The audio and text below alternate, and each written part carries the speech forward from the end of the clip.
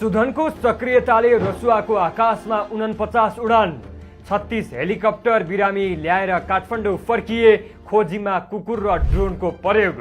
गृहमन्त्री सुदन गुरुङले रसुवामा आएको बाढीपछि देखाउनु भएको सक्रियताले यति बेला धेरैको उद्धार भएको छ।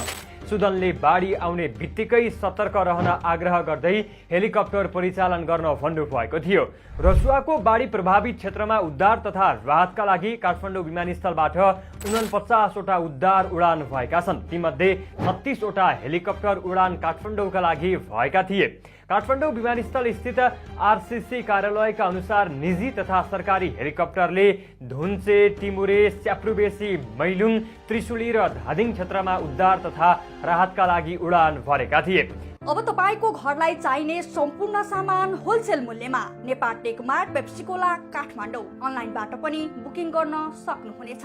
तिब्बतबाट आएको बाढीले नेपालमा ठूलो धनजनको क्षति पुर्याएको छ भने यति बेला खोजी कार्य तीव्र गतिमा अगाडि बढेको छ।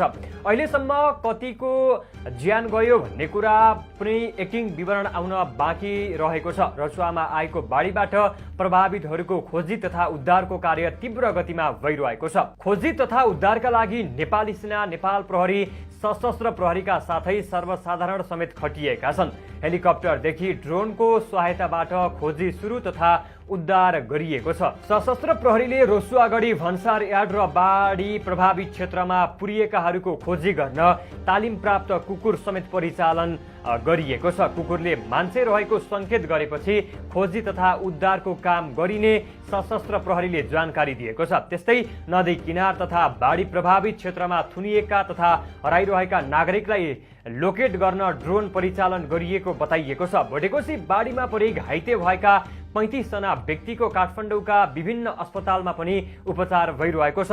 सशस्त्र प्रहरीले दिएको जानकारी अनुसार 30 जना घाइतेलाई त्रिवी शिक्षण अस्पतालमा ल्याइएको छ भने अन्य 5 जनाको अरू विभिन्न अस्पतालमा उपचार भइरहेको छ।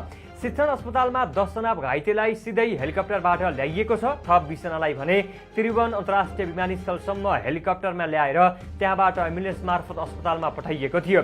सशस्त्र प्रहरी बल नम्बर 20 गणबाट विमानस्थलमा खटिएको सशस्त्र प्रहरी निरीक्षक नारायण गुरुङको टोलीले एम्बुलेन्समा राखी विभिन्न अस्पतालमा पठाएको हो। 3 जना घाइतेलाई ट्रमा सेन्टरमा ल्याइएको छ।